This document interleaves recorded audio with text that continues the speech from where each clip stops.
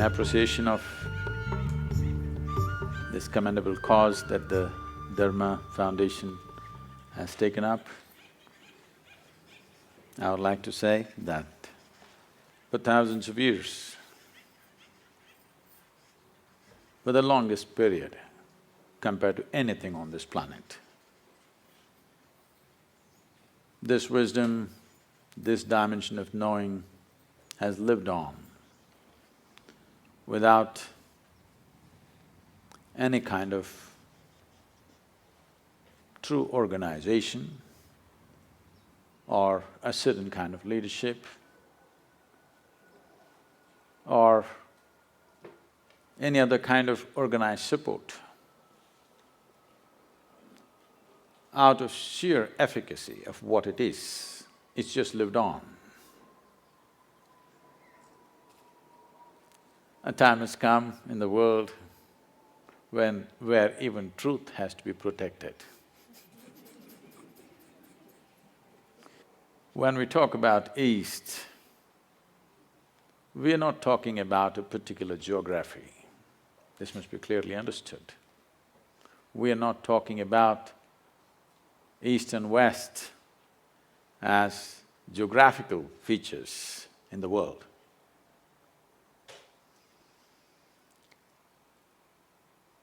Any number of great minds in America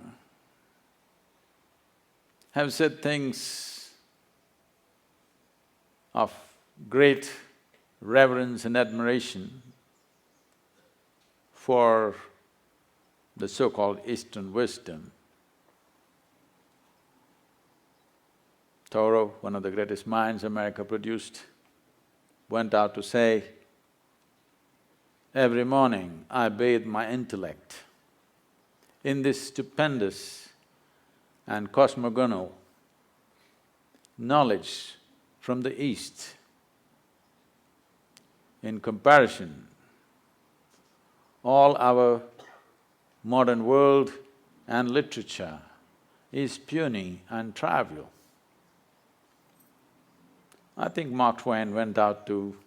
probably gave out the best compliment to the East. When he visited India for a little over 3 months, he said, anything that can ever be done, either by man or God, has been done in this land. Any number of others, Oppenheimer, Walden, Emerson, any number of people have said many things. Why? Why is it important? Why is it important to preserve and nurture this dimension of life? The fundamental reason why it seems to be so significantly different is because it is not a product of human intellect. It is not deductions that we made out of our intellect. This dimension comes from a profound inner experience where there is no right and wrong, there is no up and down, just seeing things the way they are. And when we say dharma, we are not talking about a religion as modern translators went about interpreting dharma as Hindu dharma or whatever, another religion. Because they came from a mindset that everybody has to belong to some segment of humanity. They come from a mindset where humanity has to be divided one way or the other, because they come from the surface intelligence of human nature, which we call as intellect.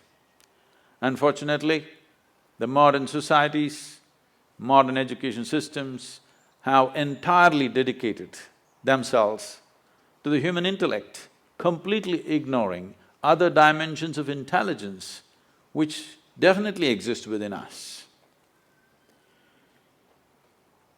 When you go by the intellect, the nature of the intellect is always to dissect and divide, because Intellect is essentially discriminatory in nature. And intellect functions always with a certain identity. If you have no identity, you cannot use your intellect. So with individual identities, either of race, religion, nationality, caste, creed, gender, when you apply your intellect, it'll split the world into many pieces. So the significance of what we are referring to as the spirit of Eastern wisdom is, it does not come from human intellect. It comes from a deeper dimension of intelligence within us. When I say a deeper dimension of intelligence, a simplistic way of looking at it would be, whatever you had for lunch today, if you had a piece of bread, over the afternoon, this bread is being transformed into a human being. You definitely cannot do that with your intellect. There's an intelligence here which is capable of making a banana into a human being. You definitely cannot do that with your intellect. A dimension of intelligence which is beyond thought process. Thought, or the product of intellect, is essentially always functioning from a limited amount of data that we have gathered. Now, what we call as Eastern wisdom is not coming from a limited amount of data that we have gathered either from the books or our life experience, but simply by enhancing our ability to perceive life in ways that the five sense organs cannot function. Why I'm talking about the five sense organs is, all the data that you have ever gathered, which rests in so many aspects within you, which is the food for the intellect, comes from the five sense organs. In the very nature of things, sense organs cannot perceive the entirety of anything. If you can see this part of my hand, you cannot see this part of my hand. This is the nature of sense perception. Even if you take a grain of sand, if you see one part of it, you cannot see the other face of it. Sense organs can only perceive in comparison. If there is no comparison, your senses are useless. Because there is darkness, you know what is light.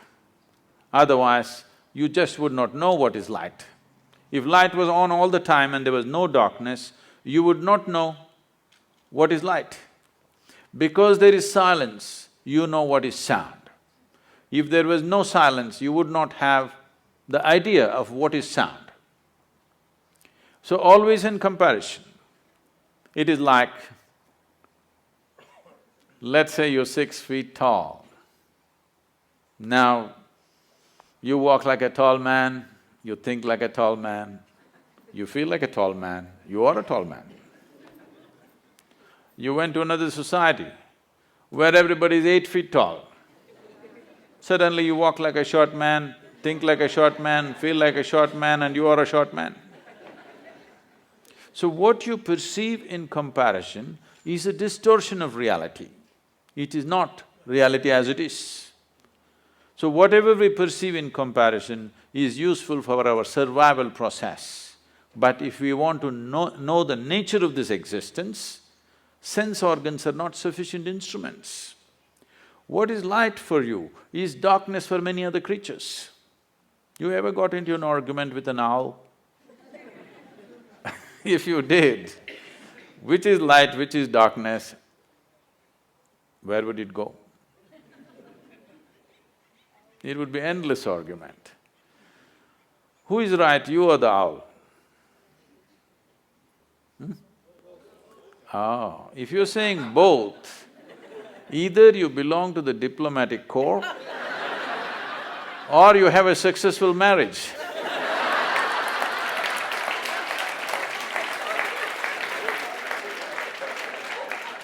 You have learned to say both for everything.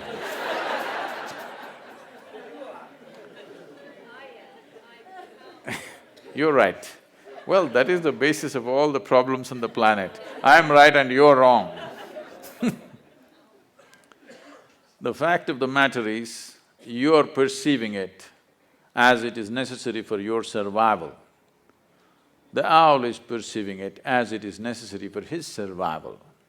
If survival is all you're seeking, your five sense organs and intellect are sufficient instruments. But if you want to know the nature of the existence, if you want to know the fundamental laws or dharma which governs life, the way it happens within us and around us, then you need an inner perception or another dimension of intelligence within you. Otherwise, you will only cut the world into pieces.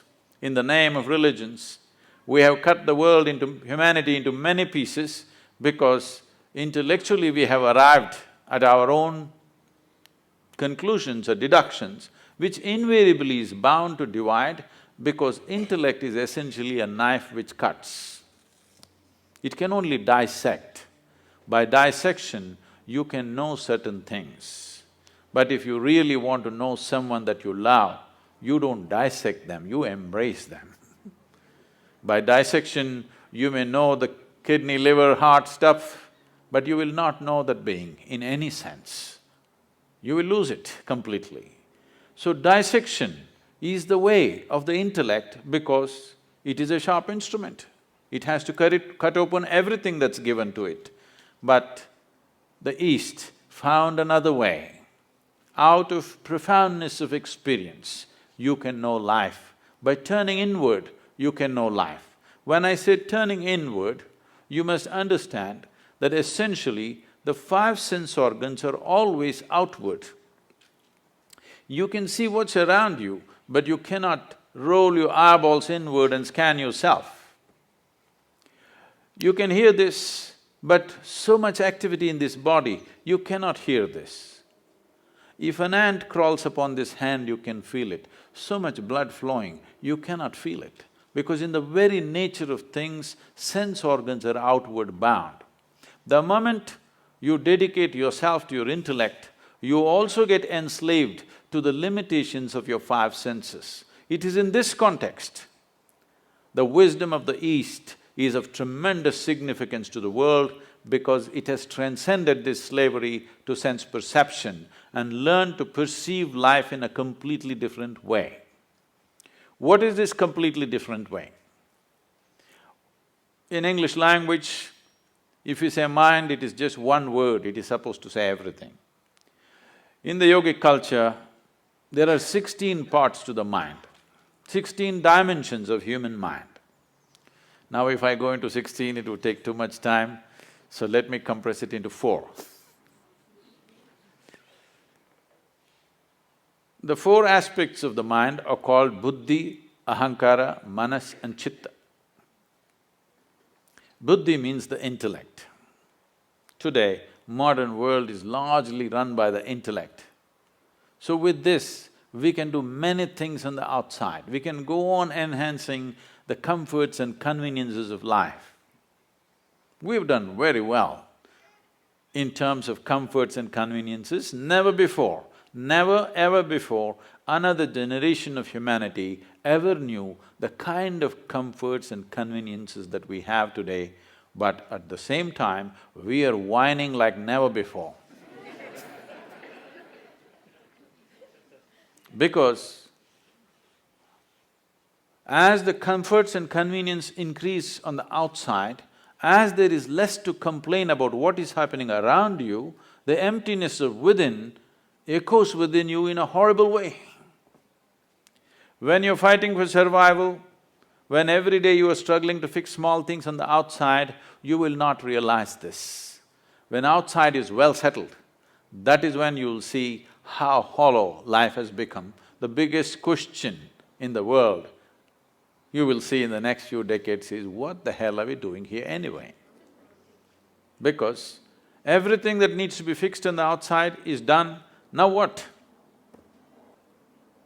7.2 billion people on the planet. But right now, gradually it's looming large. Loneliness is one of the biggest problems dogs are being tortured to fulfill human loneliness.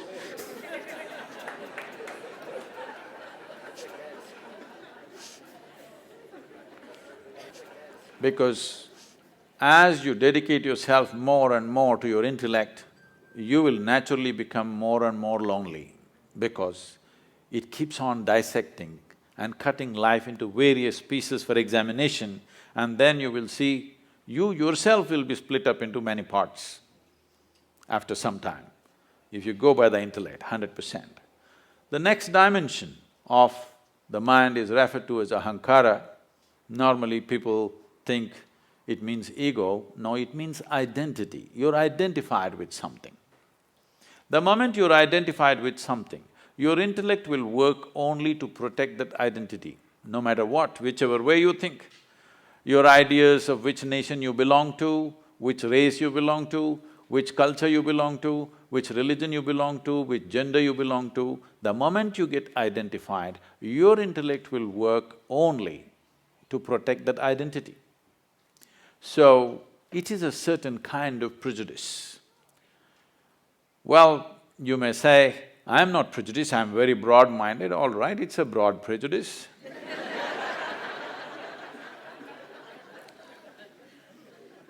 Because people are willing to live and die for what they're identified with.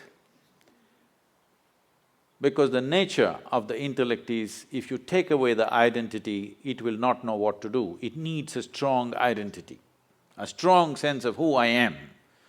If you ask, who am I? Your intellect will not function. You must know who you are. A strong sense of belief that this is what I am, that is when your intellect will function in a certain way. This is like… intellect is like a sharp knife. Ahankara or the identity is the hand that holds it. All the suffering on the planet, when was the last time that somebody stabbed you? Even though you're living in LA, I'm asking. When was the last time it happened? Never happened. Maybe when you were in school, somebody poked you with a pin at the most, or even that did not happen, they ignored you.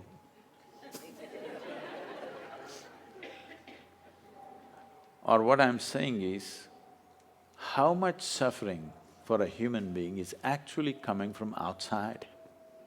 Almost nothing. Rest is all self-help.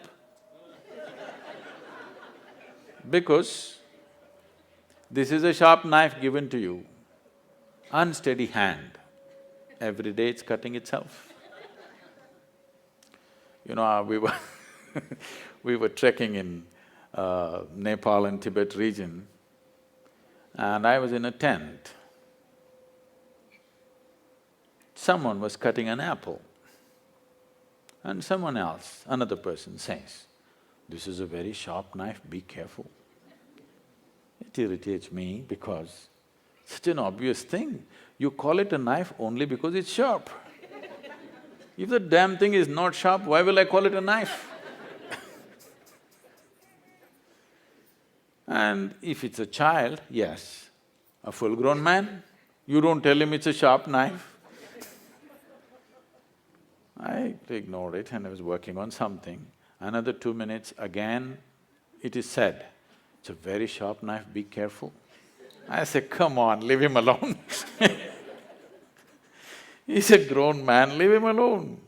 He's not handling some super instrument, a knife. He should know how to handle a knife. "No, no, Sadhguru, it's a very sharp knife."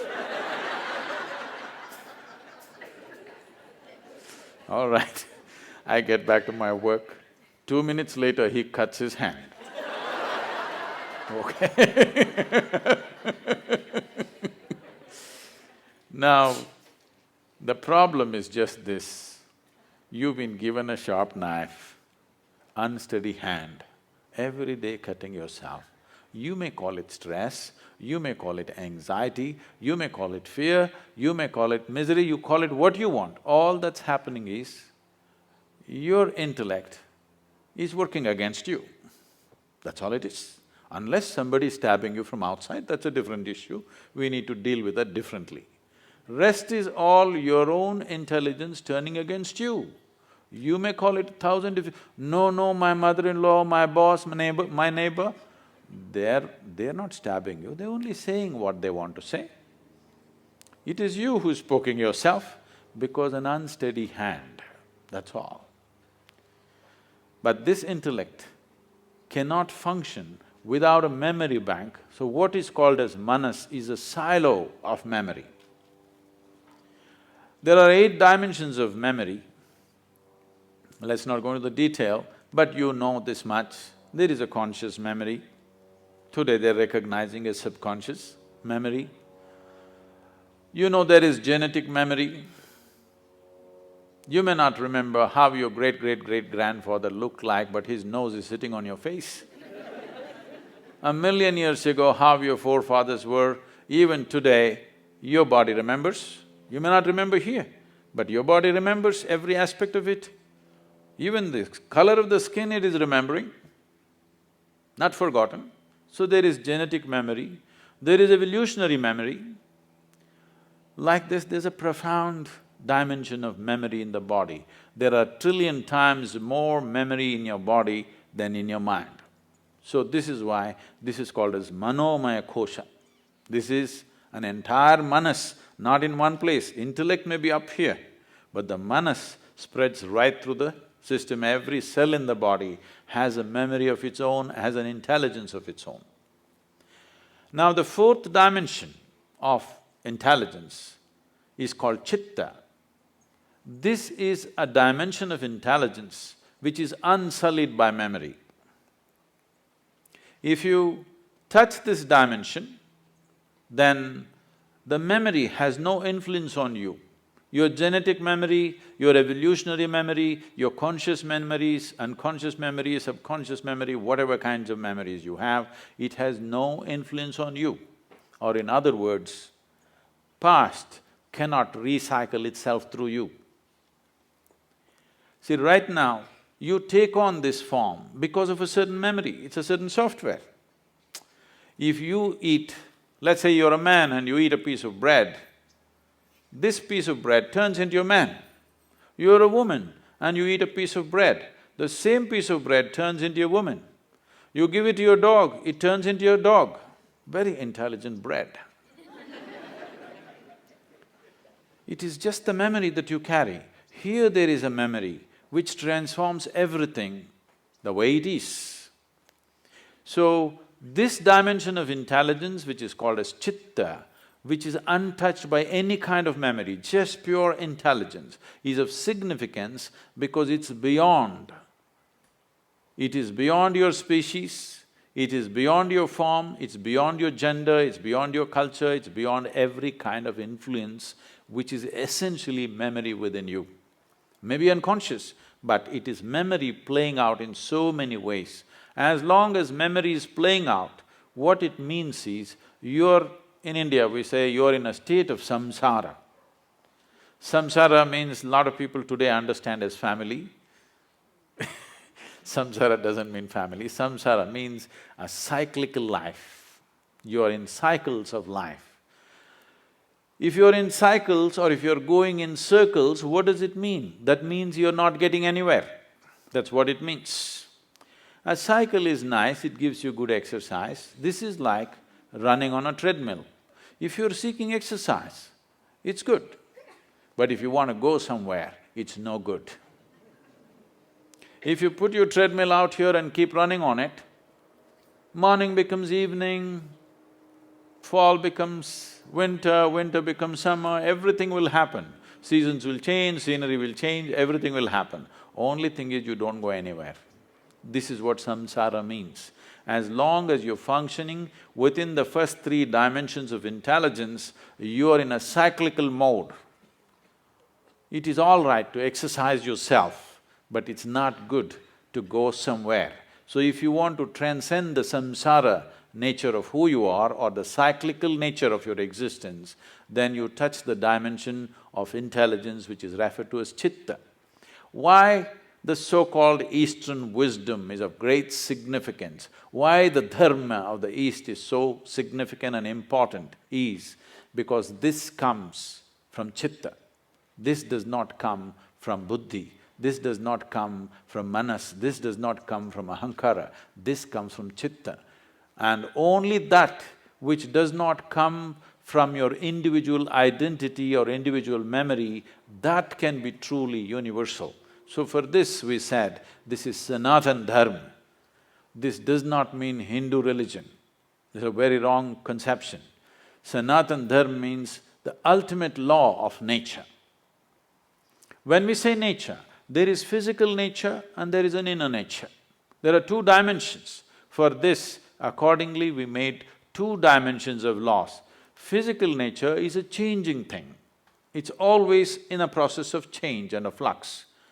But the inner nature is a constant process. So we made two dimensions of expression for this dharma called Shrutis and Smritis. One is always to be updated for every generation. Otherwise, two generations will keep on bickering and clashing. You have to update it. Another is eternal, it's always there. It's nobody's business to change it because it cannot be changed because the fundamentals of life has not changed.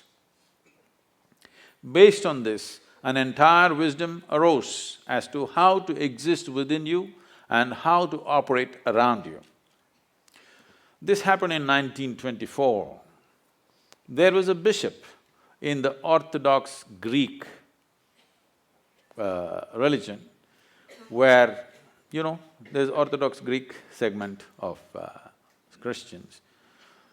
They have a pope of their own in Istanbul. They believe they are the only true Christians. Others are all riffraff, according to them. So, he served this particular segment, which is very orthodox and rigid. Being in Istanbul, being on the Silk Route, all kinds of stories of Indian mysticism kept wafting across the Bosphorus. So, he has a longing to go to India and see a real yogi or a mystic. But being a man of cloth, he could not choose where to go and where not to go. After he passed 60 years of age, when he semi-retired, he got an opportunity and went to India and came to southern India. So his desire is to meet a real yogi, not a book yogi, not a studio yogi, but a real one. So somebody directed him and said, go up this hill, there in this kind of place, there will be one yogi. So he went up. Well, he's not made for the mountains, he went huffing and puffing up, and then he found in front of a small cave, a yogi was sitting, eyes closed, totally blissed out. He went there and he has been told that if you see a Indian yogi, you must prostrate. Well, he was not made for that, but he somehow managed, huffed and puffed and sat down. Hearing this commotion, the yogi opened his eyes and smiled. Immediately the bishop looked at him and said, can I ask you a question? The yogi said, by all means. The bishop asked, what is life? This is after 60. You should have asked this question when you were 8, at least when you're 16. 60, but what to do, better late than never. He asked. Then yogi laughed and went into raptures. Oh, life is like the fragrance of jasmine upon gentle spring breeze.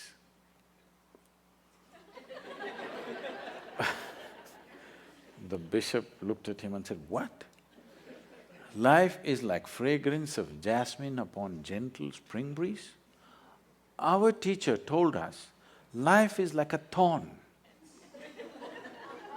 Once it gets into you, if you sit, it hurts, if you stand, it hurts, if you lie down, it hurts.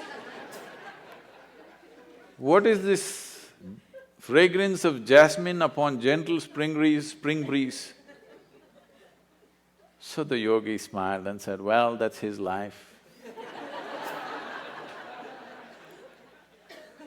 So this comes from the fundamental that when a human being clearly, experientially understands that entire experience of human life is created from within, never from outside. Right now as you sit here, do you at least see me? Even if you're not listening to me, I'm saying. Can you use your hand and show where I am? No, you're getting it all wrong. You know, I'm a mystic from South India. Now this light is falling upon me, reflecting, going through your lenses, inverted image in the retina, you know the whole story. Where do you see me right now? Within yourself. Where do you hear me right now? Within yourself. Where have you seen the entire world? Within yourself. Have you ever experienced anything outside of yourself? Right now, someone next to you, if they touch you, you think you're experiencing their hand. No. You're only experiencing the sensations in your hand. In the very nature of things, you cannot experience anything outside of yourself. When the entire experience of life is caused from within you, at least it must happen the way you want it, isn't it? The world will not happen the way you want it. At least the experience of living here within you must happen the way you want it. If your experience of life happened just the way you want it, how would you keep yourself, blissful or miserable? Please, you must tell me, I'm going to bless you. Blissful or miserable? For yourself, definitely highest level of pleasantness for yourself. What you want for your neighbor may be debatable, but you know what you want for yourself, isn't it? Now, blissfulness or pleasantness of life is not a goal by itself. It is only when you're blissful by your own nature. That means you determine the nature of your experience. No matter what is the situation, you determine the nature of your experience. Or in other words, you have no fear of suffering. Only and only when there is no fear of suffering will you walk full stride in this life.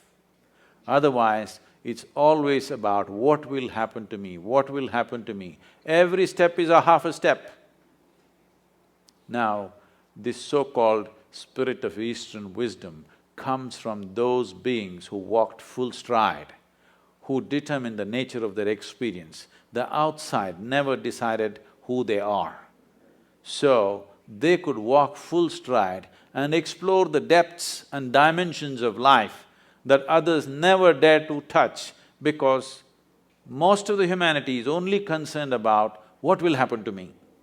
What will happen to me means what? Will I suffer? That's a question. The first and foremost thing, if you truly want to explore dimensions which we are referring to as another dimension of wisdom or knowing, is that first you must determine the nature of your experience. You have no fear of suffering. Only then, truly exploring human consciousness becomes a reality. Touching dimensions of intelligence, which gives access to the entire universe, becomes a possibility. I'm supposed to open up for questions. It's time you ask your questions, please.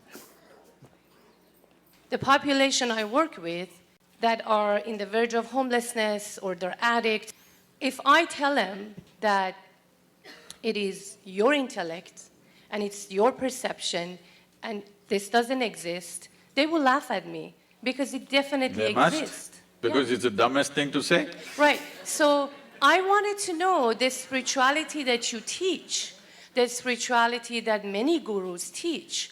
How is it usable for someone that doesn't have food to eat and it's going to become homeless, and there's so many problems, especially in America? I mean, of course I teach them resiliency, it's a different fact, but every time I want to open my mouth and use some of your teachings, I have to step back. Now, the first problem is that you believe in the teachings, because this is the problem with the entire world. They've been cultured in some belief or the other. This is what is significant about what is referred to as Sanatana Dharma or what is referred to as the Indian way of looking at things is, this is not a land of belief systems, this is a land of seekers. Never ever were anybody encouraged to believe anything. If you see anything that comes from that land, you will see it is all about questions, never about a belief system. If you enter an Indian home, in the same house, 5 different people are worshipping 25 different gods and goddesses. They're still not made up their minds, which is… and they have no problem, they'll never fight about it because it's a land of seeking. So, first mistake you make is you believe what I say. I am constantly reminding you, don't believe a goddamn thing that anybody says. But don't be foolish enough to disbelieve it either. All you have to do is experiment with it. Does it work or doesn't work? If it works, you keep it, otherwise rubbish it, what's the problem? Now, about somebody being hungry, somebody being homeless, somebody being in a war zones, all kinds of horrible things are happening on the planet. I am not ignorant of it. Anyway, you said living in a temple. I am not living in a temple. I am more of the world than you are. Every day, I want you to understand, I am running a volunteer organization with over 4,000 full-time volunteers and over 3 million part-time volunteers doing variety of work, huge projects, over a dozen businesses and the spiritual movement, okay?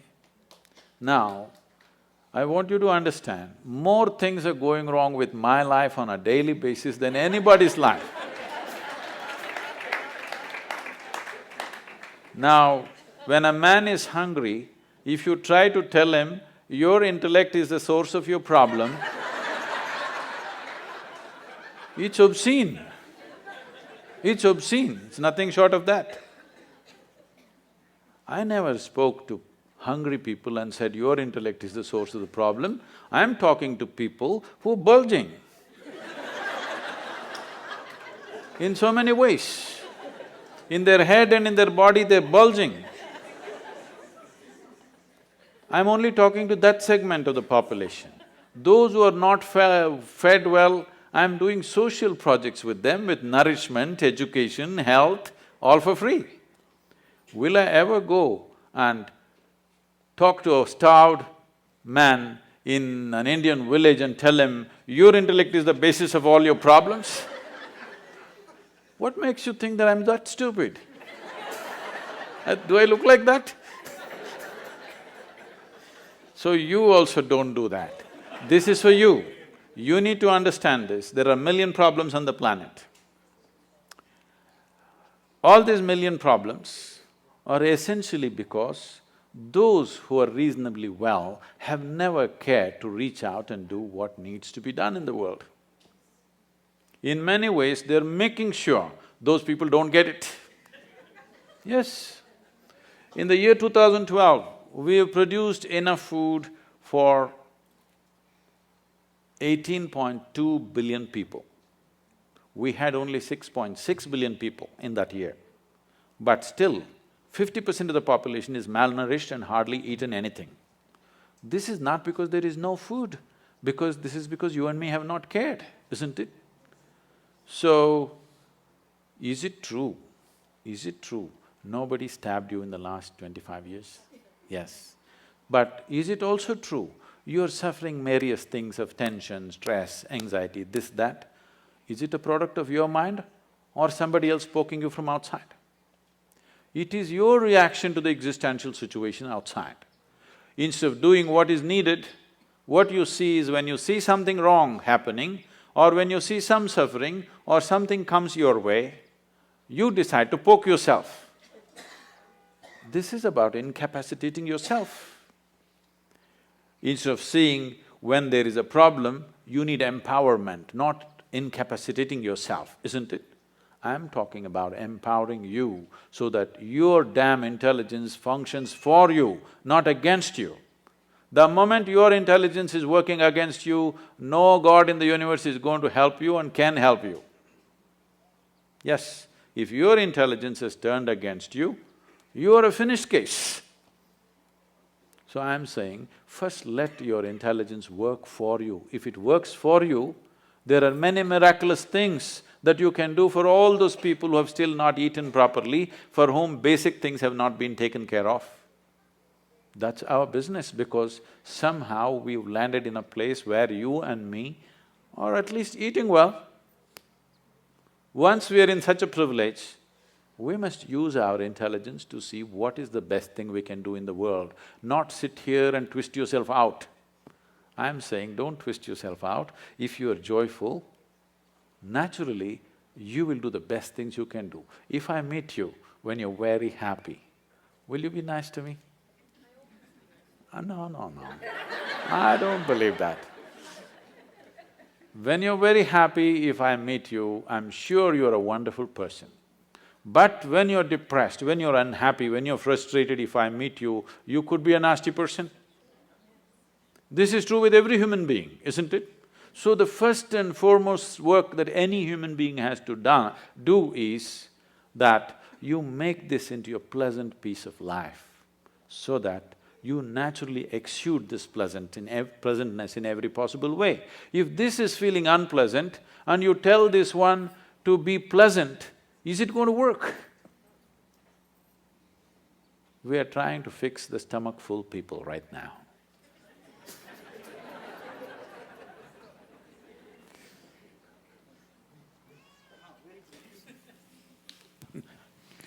It was a pleasure listening to you, unbelievable. But my question is, what can I do so that I can acquire your skill of clarity?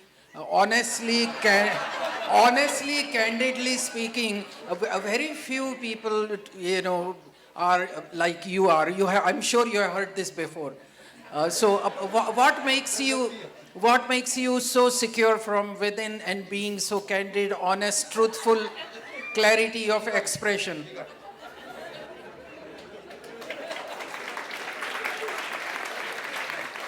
I didn't know that's a popular question.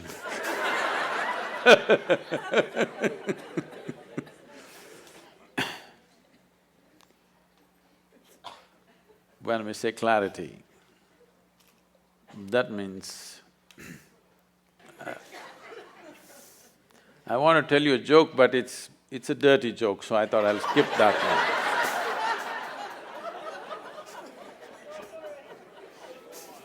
one. No, I'll come with something milder,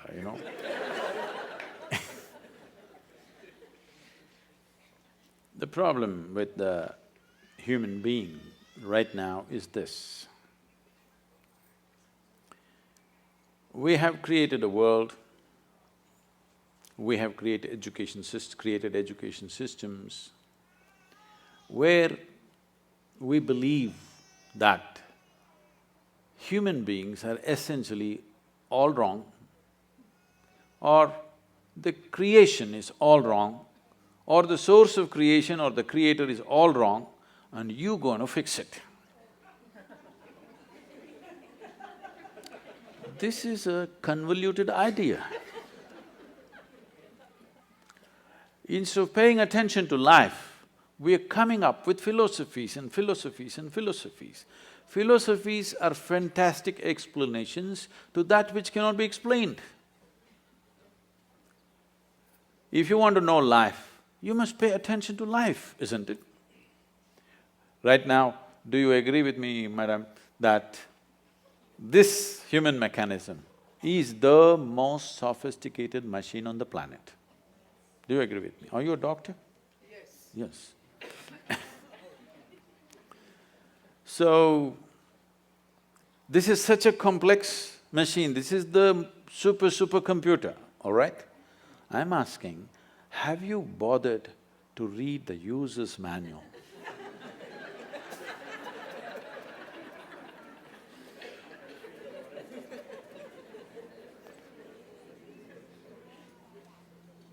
If you understand how this functions, you would know how to use it. Even if you take a simple gadget like a phone, the more you know about it, the better you can use it, isn't it so? You have definitely, coming from India, you've definitely been bombarded with this thing about realization, self-realization. Let me put it in very simple terms. What self-realization means is, first of all, what the word realization means. Realization is not an achievement, it is not an accomplishment, it is just realization. That means something that's always here, you just manage to see it now. That means you were stupid all your life. Just now you saw it. You did not invent something new. You did not ramp yourself up to a mountain. No, you just saw the most obvious thing which was always here. You realized. So, realization means you realized how foolish you've been, everything has been right here and you didn't get it. So there are many ways, of course, most of you being from the Indian origin, I've not read this. I have to admit, I've never read the Gita because it never occurred to me. I'm sorry, I know this is a shock but living in India, bits and pieces of this are always floating around in the air and it's… You know many pieces of it, but I've never really studied it in any sense. So when, in a certain moment, when Arjuna asked, what is the nature of this truth that you're talking about? Where is it? So Krishna laughed and said, the highest truth about your life is the tip of your nose. Now there are many schools of yoga intensely focusing on the tips of their noses. Please try it for 2 minutes, you will get a headache. You will not get enlightened. What he is saying is, it is the most obvious thing. It is the most obvious thing.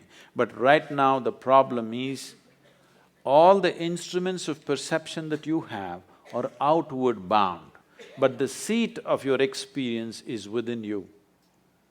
The fundamental seat of your experience is within you, but all the instruments of perception are outward bound. So how should I do this? You must understand, anything beyond survival, if it has to enter your life, some striving is needed. Let's say, as a little infant, you were left in the jungle without human contact. If something edible came in front of you, would you first try your ears, then nostrils, and somehow by accident find your mouth? Is that so? You would just know where to put it, isn't it? So what I'm saying is, everything that is necessary for survival is built into you. You're born with it. The five senses takes care of it. But if you want to know something more, you have to strive. For example, do you remember when you were 3, 4 or 5 years of age, you had to learn to write the alphabet. That damn A, how complicated it was. And on top of it, there were 2 versions. You had to write it 100 times to get it, isn't it? But today with your eyes closed, you can write. If that striving was not there, today could you write? Today would you know language? So anything beyond survival needs striving. Without the needed striving, it won't happen. There are ways to perceive the interiority of who you are, but unfortunately there's been no striving. Right now, we made this technology into such a simple, almost like a physical science. A plus B equals this, or 2 parts of hydrogen, 1 part of oxygen, water will come. If a great scientist puts it together, only water will come. An idiot puts it together, only water will come. So we made the entire Yoga Sutras like this, that if you do this, this and this will happen to you. That simple.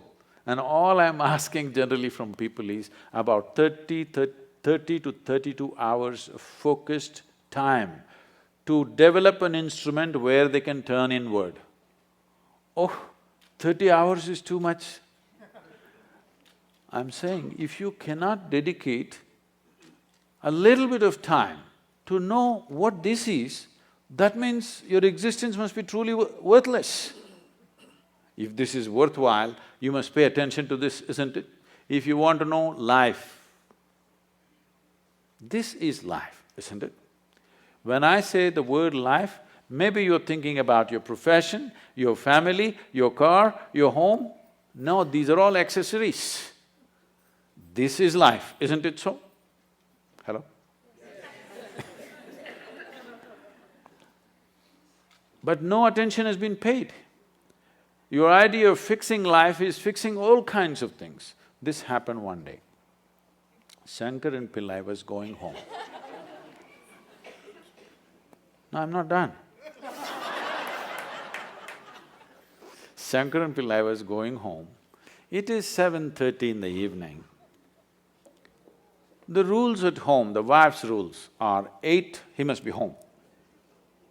It's only 7:30, he thought there's still time, let me have a quick drink and go. He just stepped into the local bar. He had a quick drink and a quick drink and a quick drink and a quick drink and a quick drink. Then he looked at the time. It's at 2 a.m. You know, drinking people are like yogis, they become timeless.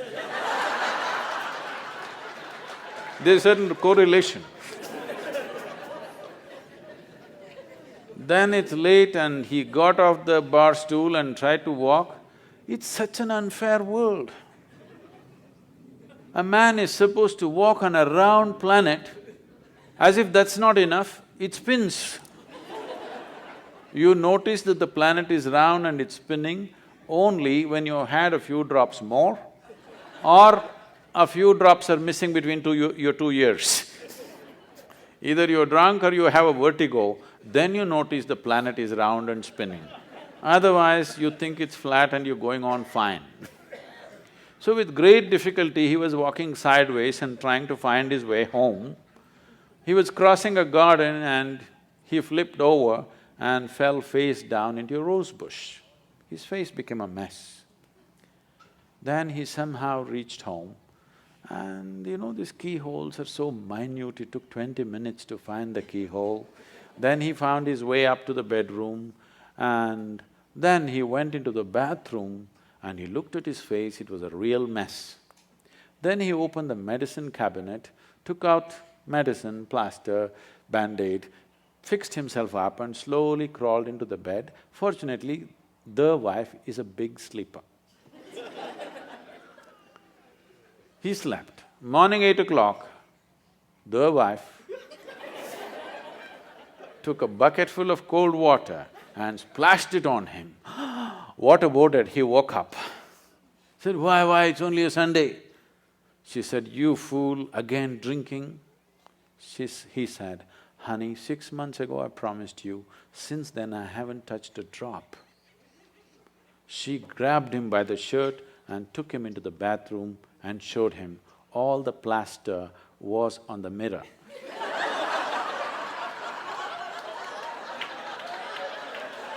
Why people have lost their clarity?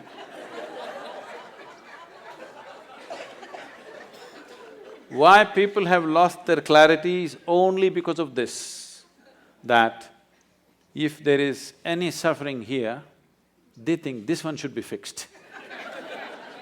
If something else happens, that one should be fixed. If something else happens, that one should be fixed. Everyday morning prayer means what? Trying to fix the God. Yes, you're trying to fix up the God, isn't it? So, day in and day out, for everything that happens within you, instead of fixing this one, you're trying to fix everything around you. No wonder you'll be confused. We've fixed the planet sufficiently, at least in this part of the world. If you fix it anymore, there'll be no planet left. But are people bursting with ecstasy? No.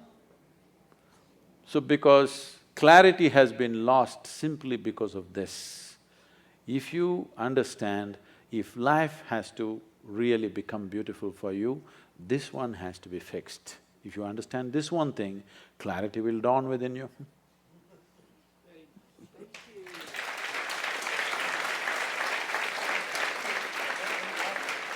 I actually have a question on chitta. How can you tap into chitta, which is what you said, memory with no effect and the ability to break through cycles? Right here you want to do that?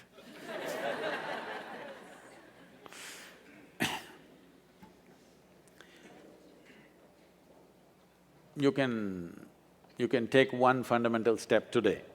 That is, I want you to… Anyway, you already written down the question also, you have the habit of writing things. So you just sit down today before you go to bed, write down, what are all the different types of identities that you have taken? Starting from your body, everything else. Just write it down and see if you can create a little distance from these identifications. Just work on that. That's the first step, that you are not identified with anything. You're just here, throbbing as a piece of life, not as this or that. See, but what can I do? I'm a young woman. Right now, yes, when you sit here among people, if you're just walking by yourself in the garden, you don't really think you're a young woman, or if you are that identified, you can't help it, even there. If you just doze off a little bit, you don't sleep as a young woman, you just sleep simply as life, isn't it? I'm saying something so fundamental as your body and gender, even that identity is only on the surface.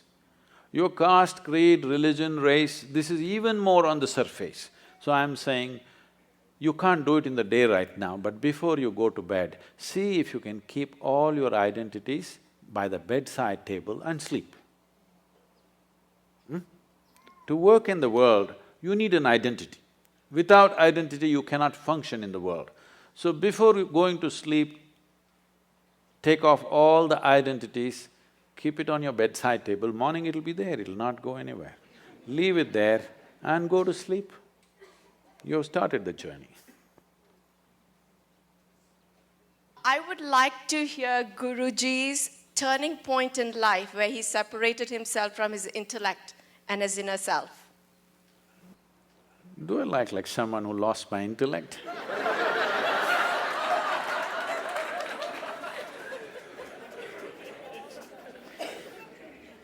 I didn't think that I was coming out so dumb.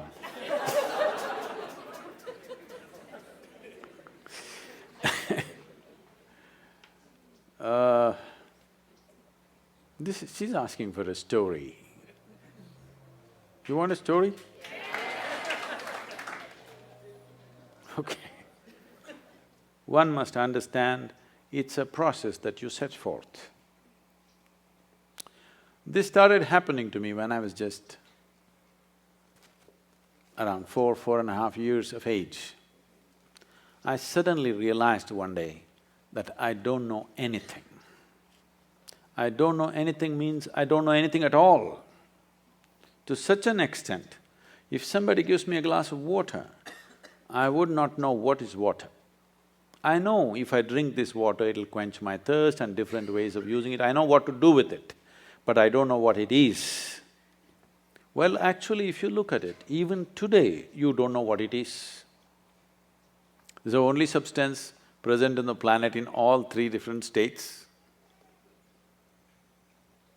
3/4 of the planet is water, nearly 3/4 of your body is water. If you're looking for life, you look for a drop of water.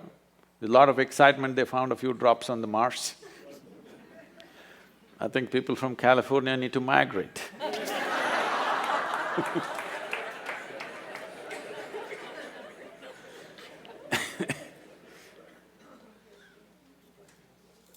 So, I'm just staring at this glass of water for hours on end.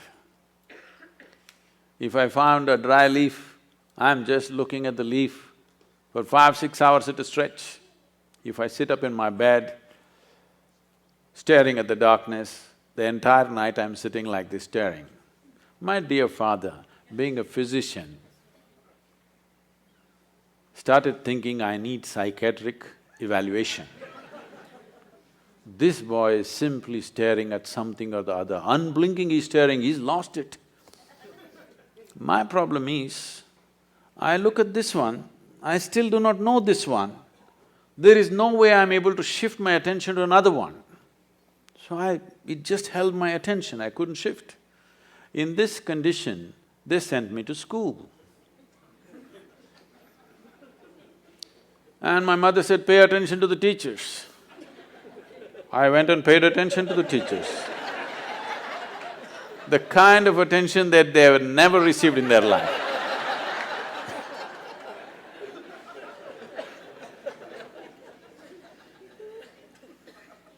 And initially I understood the words that they were speaking and what they were trying to say.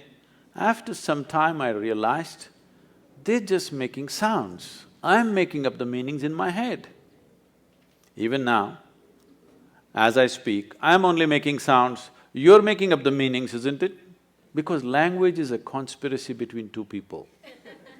If you have a conspiracy, what do? The Indians, you speak in your language. In India, we have this advantage, we have 1300 languages in the country, we can have lots of conspiracies going because we'll speak in our own language. Actually, I'm only making sounds, isn't it? You're making up the meanings. So when I realized I'm the one who's making up all the meanings, I stopped making the meanings. Then I just heard the sounds with full attention. See, this is the problem with most people. The moment they don't understand, they think they need not pay attention.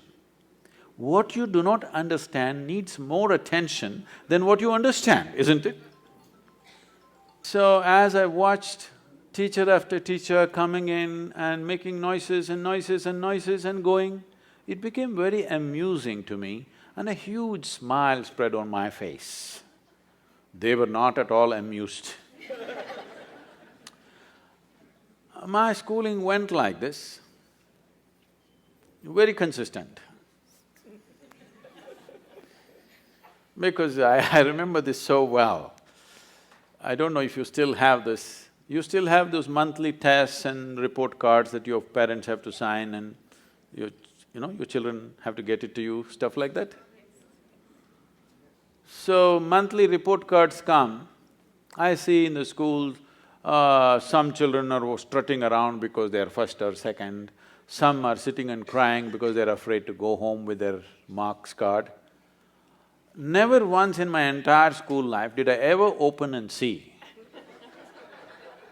The teachers gave me the card, I took it and gave it to my father.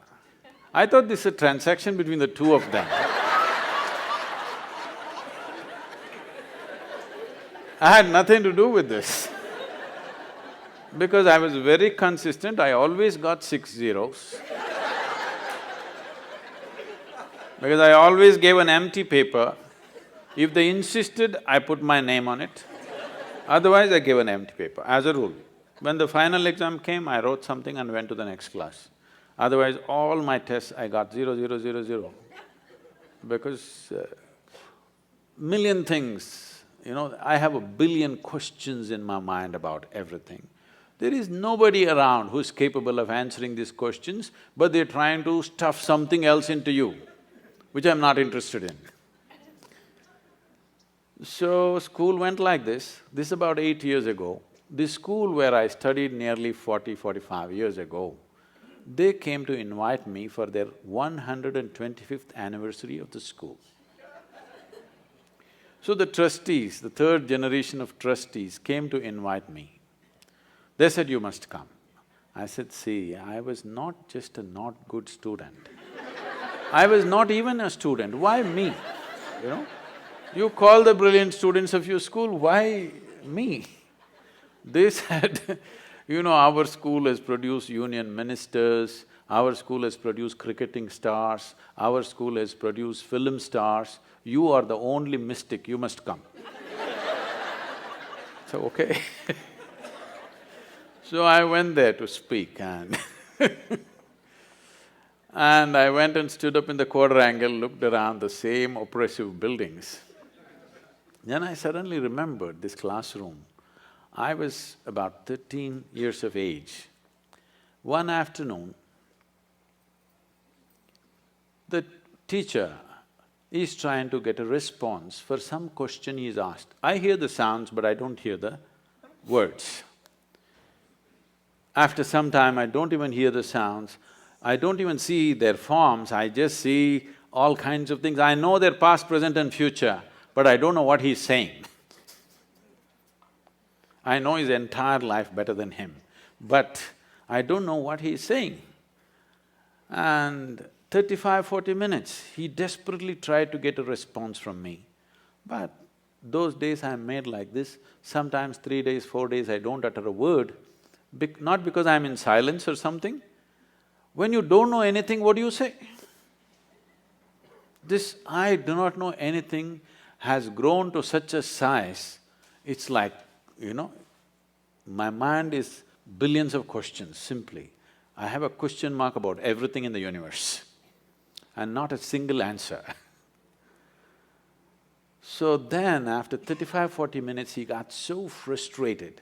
He came and held me by the shoulders, shook me violently like this, and he said, "You must either be the divine or the devil. I think you're the latter." I did not feel abused by this or insulted by this. Till then my problem was, what is this, what is that, what is that, what is that, what is that? One thing was clear to me, this is me. Suddenly this guy confused me about this also. Suddenly I look like this, what am I? Am I divine, am I devil, what the hell am I? He just confused me for the first time, I thought this was clear. So I tried to stare at myself, it didn't work, so I closed my eyes. Initially minutes to hours it went on. One day I closed my eyes and sat. I thought I sat there for 25–30 minutes. When I opened my eyes, there's a huge crowd around me. India being what it is, there are garlands around me, around my neck, people are pulling my legs. They want to know, well, somebody wants to know about his business, somebody wants to know when his daughters will get married. I said, what the hell, where did you all come from? They said, you've been sitting here for 13 days. In my experience, it was only 25–30 minutes. When I tried to open my legs, my knees were stuck. It took almost an hour and a half, putting hot water, massage, everything to get my legs straightened out. Otherwise even I wouldn't have believed it, but 13 days had passed. In my experience, it just felt like 25–30 minutes. And suddenly, what is inside, what is outside, everything got mixed up. Clearly till then, I was very clear, this is me, that's you, all right? I had no issue with that one, but this is me and that is you. Suddenly, this idea of what is me and what is not me got all mixed up because what is me was just everywhere. Now, this looks like a hallucination and that's what I thought. I thought I'm just losing, going off my rocker. I'm just losing my mind. But every cell in my body is bursting with ecstasy. One thing I know is I don't want to lose it. It may be madness, but I don't want to lose it. So right now, my whole effort with life is to just rub off that madness on you. You should also know the ecstasy of being alive. Right now, you know the torture of your intellect. You must know the ecstasy of being alive. You are a piece of life. Rest is all arrangements. Yes or no? Why did you make these arrangements? To enhance your life. No. You made these arrangements mainly to enhance this life. You thought with education your life would enhance itself. With money, it would enhance itself. With marriage, it would enhance itself. With children, it would enhance itself. Now you started the question, this, I wanted to come and meditate, but my family, my children, da-da-da, as if it's a problem. These are accessories that you added to enhance your life, not to put your life down. Yes? Every arrangement that you made is about enhancing this life, isn't it? If this life could be enhanced from outside, you would have done it. But this is a realization for you that life cannot be enhanced from outside. Arrangements will bring convenience and comfort. It'll take care of things for us, around us, but it cannot enhance. If you want to enhance that life, you have to turn inward. If you really care for people who are with you, your family, your children, the foremost thing that you need to do is, you have to enhance this. Because what is the damn best thing that you can do to people around you? That you are a wonderful human being. There's nothing better you can do to them. If you had a choice, either to live or work with joyful and blissful human beings, or work and live with miserable human beings, what is your choice? Blissful. I want you to please remember, everybody else is looking forward to the same thing.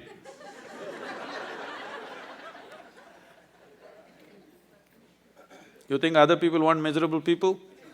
No, please just give them that much, that you're a joyful human being. Thank you very much.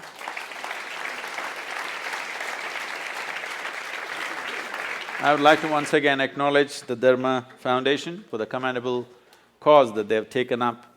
This will be an important step for preserving and nurturing the future generations in a certain way. The significance of this is not to spread another new religion. The significance of this to create a religious world, but still deeply spiritual world. This is very important. This is very, very important. The divide of religions, you see what it is causing. In the past, it has done terrible things. Still samples of that happening in many parts of the world, what the religious divide can do. Don't think you will be, or I will be, or our children will be immune to this. Anywhere it can flare up, believe me, anywhere. So this effort is commendable, and in whichever way we can support this, Isha Foundation and myself, we will put our force behind this. Thank you very much for being here.